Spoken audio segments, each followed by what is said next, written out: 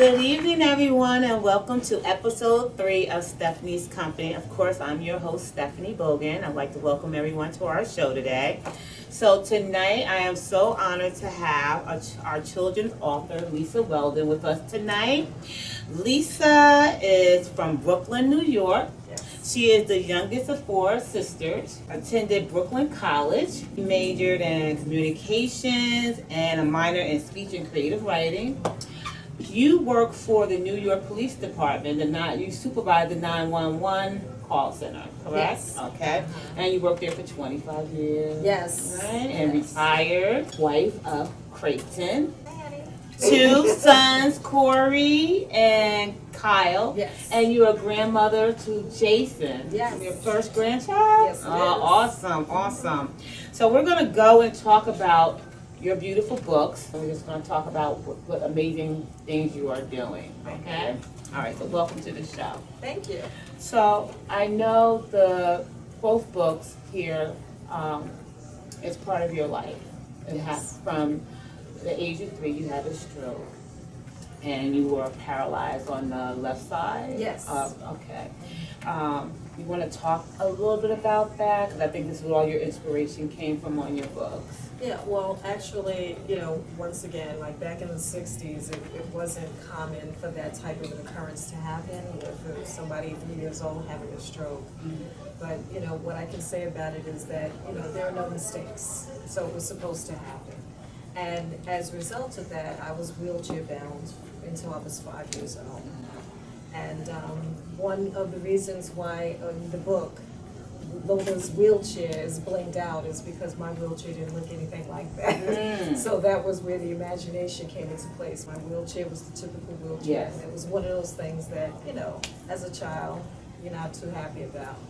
But that's what kind of drove the whole idea. Since it happened to me as a child, I wanted to give it back to children so that we can kind of explain to them what it's like to be part of the disabled community and to start it on that level so that the conversation and the treatment could change.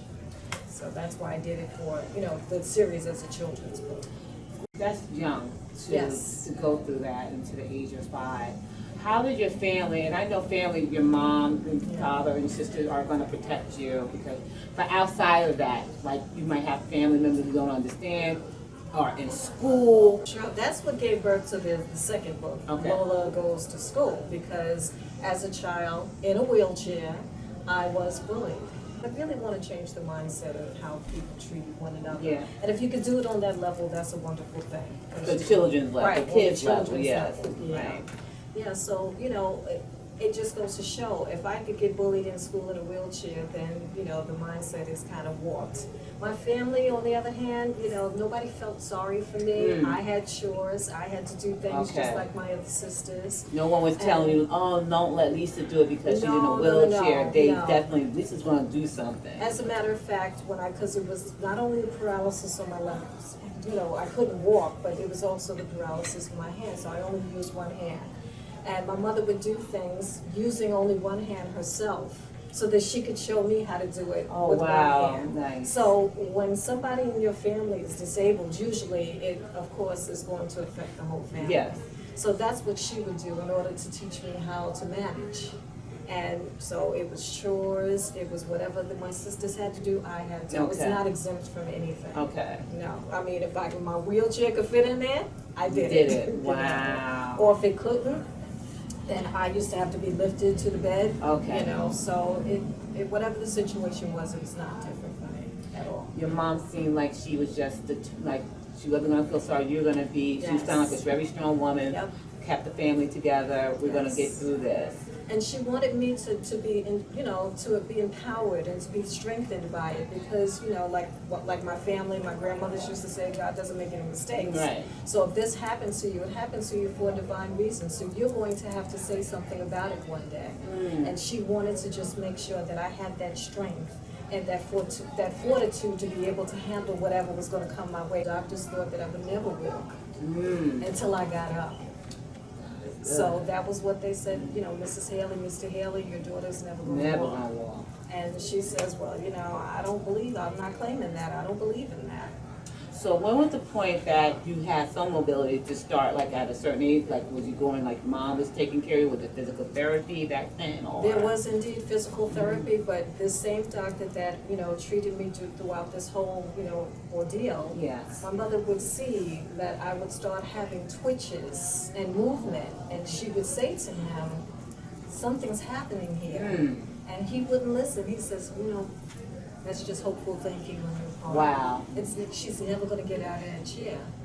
And she says, okay. She says, but I'm telling you, she's going to walk. And sure enough, I told my sisters one day while we were on the floor playing in the living room on a Saturday, I told my sisters, I said, I'm going to walk on Tuesday. And I got up and walked on Tuesday. Wow. And when I said it to them, of course they were dismissive. So my mother didn't bother to go back and forth with the doctor. She just took me to my next appointment. And I walked to the doctor. How was that? I know his mouth probably dropped. There was nothing else to be said. Because, what can you say? When you're, professing that somebody's never going to get out of the chair and then they walk to you, what do you say? So that's exactly the way it happened. And I just believe in God is awesome. Yeah, yes. He is the end and be all, and you can't, when someone tells you one way, he has the final say. What about a kid right now, today, in school, wheelchair bound, have a disability, and they want to try to fit in? And like we saw before, kids can be cruel and mean. What would you say to that child, or our young viewers that are watching or are going to watch this video? What would you say to them? Actually, I go to schools to go speak to children. I actually was at a school where they had a little girl that was in a wheelchair. Her name was Adriana. Okay. And when she came in, they wheeled her to, the classroom that, they were having the book reading. She just looked at me in amazement.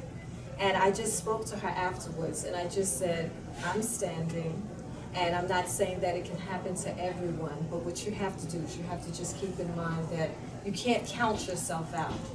You are the only person that can stop you.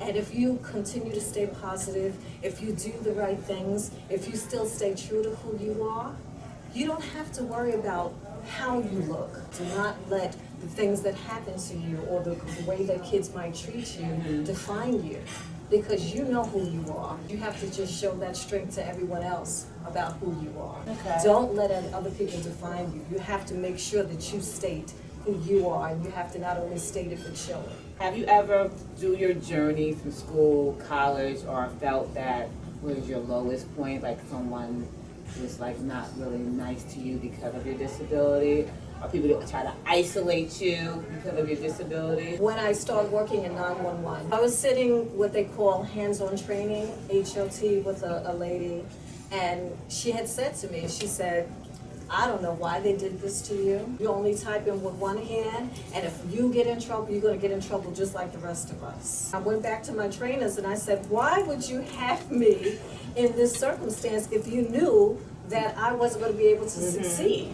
And they said, Lisa, don't you even worry about what she said to you. That is not the truth. We see your potential. We see your energy. We see your strength. We know you can do this. Okay. So therefore, don't let her, what she's saying, get in your head, basically. And so then after that, I had to regroup, talk to anybody at 911. They'll tell you, I can type most people under the table with one hand. Okay. And I used to say, because the other hand is not in the way, That's a good one. Yeah. So after a period of time, I became more, had more speed with my typing. So then I was made to have to work with her now, not hands-on training. And do you know that she did not have the honesty within herself, or being big enough to just be able to say, because I'm going all over the place and I'm typing and I'm doing what I'm supposed to do. She didn't even have the decency to say to me, job well done. I'm happy for you. Congratulations. She was that bitter that she couldn't even give you. But it was apparent because I was doing it. And they used to have a thing where, once one dispatcher gets up, the other dispatcher leaves them, and they say, okay, changing dispatchers or changing a voice change, and when the units would hear you, they would sometimes respond, say, okay, bye Central, Right. So when I did that, everybody was kind of giving, oh, good job, Central, good job, you know. So I said all that to say that all of that happened, and she still wasn't big enough To say good. to just, say. you know, give me a little pat Yeah, on the like back you- and yeah, say, you're good. I applaud you. Yeah. Congratulations, Right. you came. You're doing this. Right. You know. So that's the kind of things that I used to have to encounter. But I always rose above it because I always believed in myself. And I knew what I could do. I knew that when I learned how to paint my nails with one hand, Wow. you know, Yeah. I did that. Mm-hmm. So those kind of things people just can't take away from you. When you have that sense of accomplishment, they can't take it away from you. Amen. I love it, Yes, love it, yes, love it, thank love you. it, love it. You know, we talk about bullying, and we're going to just talk about more about the books. Okay. Your passion for writing, of course, on your life experience. But I want to talk about, this is the first book, Yes. right? So let's talk about Handicapable, which I Yes, love. yes. Let's talk a little bit about the book. Well, the title came from my mother, actually. Okay. Because that was what she would always say to me, you'll never consider yourself handicapped, you're always going to consider yourself handicapable. So love it. when I was deciding on how I was going to write the book, whatever the book was going to be, it didn't matter, that was going to be the title. Okay. Okay. Okay. And then after I wrote that and I started to see the interest in it, I'm like, hey, wait a minute, I got some more stories to tell. Okay. So then that's what gave birth to it being a book series. And then, so this book, you know, Lola So goes now to this is her school. first time going to school, Lola? Yes. Okay. And then after that, there's other books to come. Lola's going to the Special Olympics. Olympics. She's also going to Disney. Yes. You know, so I've got her doing different things. So she's on her own crusade. Okay. And she's going to be trying to touch and explain to people how it is. I figured the best way to introduce her is to talk about how Lola's situation affects the family. And so that's why I started with the first book, Handicapable. And it's just discussing how when you have somebody that's different in your household, there are things that are going to be different about how your household is going to be. And not necessarily the treatment of, but just the fact that, I mean, I'm riding around in a wheelchair, so that's different. You know, things I couldn't do by myself. I needed help getting in the bed. I needed help doing things. So it's a part of a whole family thing. Okay. Yeah, and then, you know, that's when I said, okay, well, so after this one, we're gonna talk about what happened to me when I was in school. Okay. You know, and then after that, we went to go volunteer with the Special Okay, Olympics. awesome, And when we awesome. went to go do that, everybody there had something, whatever was different about them was different about them. And, you know, they had the courage and all they wanted to do was win, you know. So we were part of it, and then I said, you know what, that's book number 3. Okay. You know, so in book number 3, she's going to actually, you know, the whole idea, the moral to the story is that it's not whether you win or lose, it's how you play the game, it's about sportsmanship. Okay. I'm just touched by you. Thank you know, you. And I think you're amazing. These books are awesome. I have my 2 books that she's going to autograph for me today. But we're going to go and have some questions from the audience, and we'll go right to the back. First of all, I just want to say how much I adore you. We met a few years ago, and we clicked. We stayed connected. We talked. The last time we spoke was yesterday. But I do have a question in reference to when you did have your stroke at such a young age. Did you understand what was going on? And if you didn't, how did your parents explain it to you, what was going on? I remember the sensation, I remember when it happened, I remember being on the potty after a doctor's appointment and feeling a tingling coming from my toes up to my arm. And I called out for my mother, and I didn't know what was happening, but she was at the simultaneously getting a call from the doctor telling her to bring me back, because I just had a doctor's appointment. So he must have seen something in the results to know that something was about to happen, but it was already happening. So as that happened to me, of course, there was doctors, there was hospitals, there was this, there was that, and it was a lot going on at the time. But how I managed it is because my parents kept on saying to me that this is something that you're just going through right now. This is something that's different about you.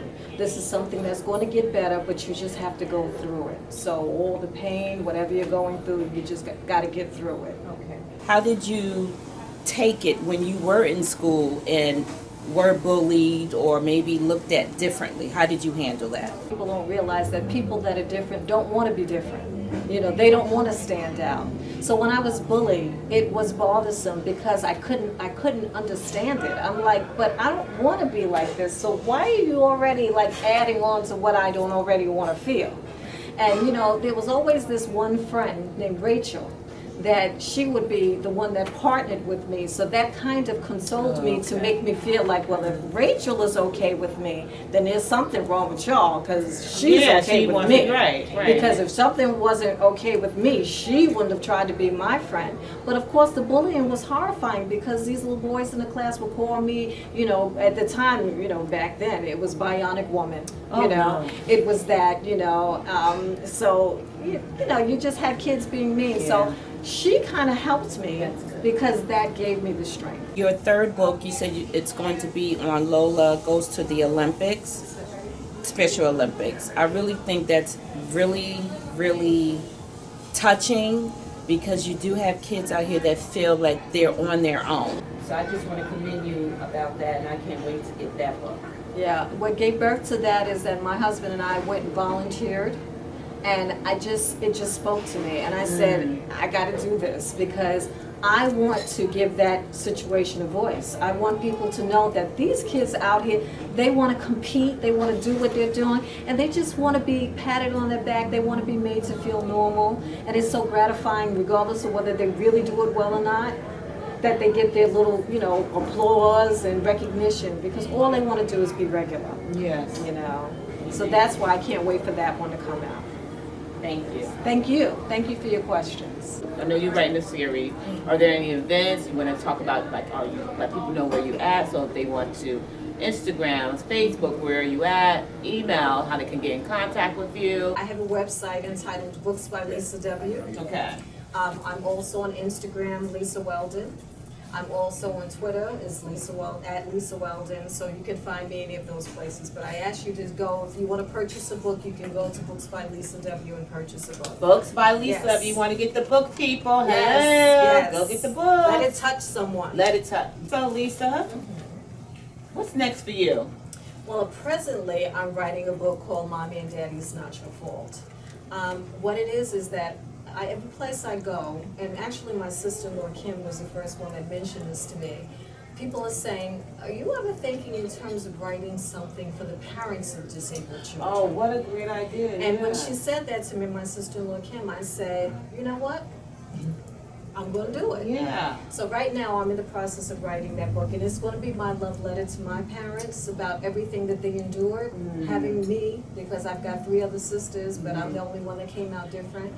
And it's also going to be hopefully helpful to parents who have children with disabilities, because mommy and daddy, it's not your fault. Right. Okay? Yes. And I'm just talking about a lot of things, experiences, coping, you know, how not to blame yourself, you know, things like that. It's true. Yeah, so that's next on tap. And I also want to start a coloring book, series for the Handicapable book series. Okay. But then, of course, my dream come true would be for her to be an animated series. They're sprinkling people in with disabilities, but for her to be the main character in an animated series. Why not? Why not? So that's next up. So, you know, those are some of the things that I'm looking into, and I'm trying to get going. Well, I would love to thank you again. Like I said, Yes. I was honored to have you here today with us. Thank you so much. And we want to thank you for coming out to our show. Like I said, I have my 2 books that are going to be autographed tonight. Yes. And this is not going to be the last time you see Lisa. She will be back again. All right. I promise you that. We're definitely going to have you back visiting us again. And definitely talk about the next books you're going to do. Yes. So we'd like to thank Lisa for coming out. I'd like to thank everyone for coming out. Our next show will be our 2nd annual Cocktails and Coats. We'll be teaming up with the Elizabeth Coalition Homeless Shelter in Elizabeth. Please look out for it to bring your warm coats, gently used, and for our children, any coats for children must be brand new. God bless and see you soon. Smooches.